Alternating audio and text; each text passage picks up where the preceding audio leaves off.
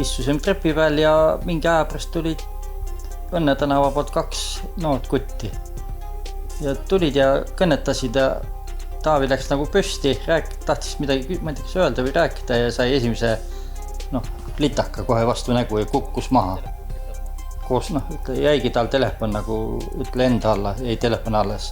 Tema jäi lamama, siis tuli mina püsti, et nagu kaitseks midagi ütlesin neile, mis te jamate, et pekski venelasi, kui vaja on. Ja siis sain silma alla täpselt. Ja siis peale selle oli nagu pilt ees mõlemal läinud hommikuni.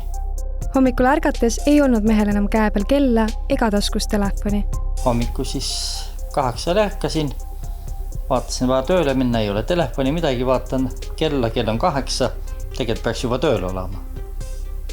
Ja siis vaatasin nägu endale siin, siis tuligi toa peale, vaatan tuba on tühi, selline imelik, vaatan telekat ei ole, arvutit ei ole, kapp on tühi. 8. juuli hommikul saabus sündmuskohale politsei, kes pildistas sündmuspaiga üles. Kriminaalmenetlust alustati kehalise väärkohtlemise paragrahvi järgi ning menetluse käigus siis täpsustub, mis seal täpselt juhtus, millised olid teo asjaolud ja motiivid. Täna käisid mõlemad mehed ütlusi andmas.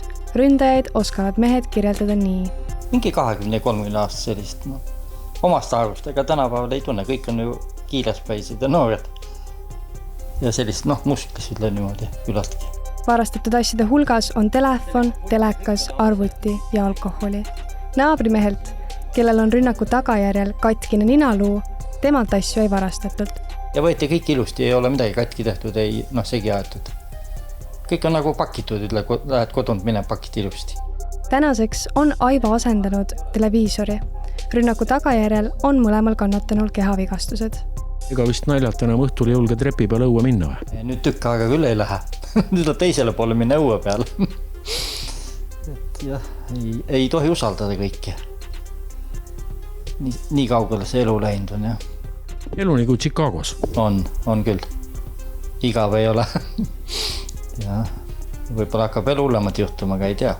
Tegemist on kindlasti sellise juhtumiga, mille taolisi siin piirkonnas pole tükil ajal kuulda olnud, nii et ei saa väita, et oleks mingisugused inimesed nüüd leidnudki sellise vägivaldse röövimise stiili endale kuritegelikuks saagi hankimiseks.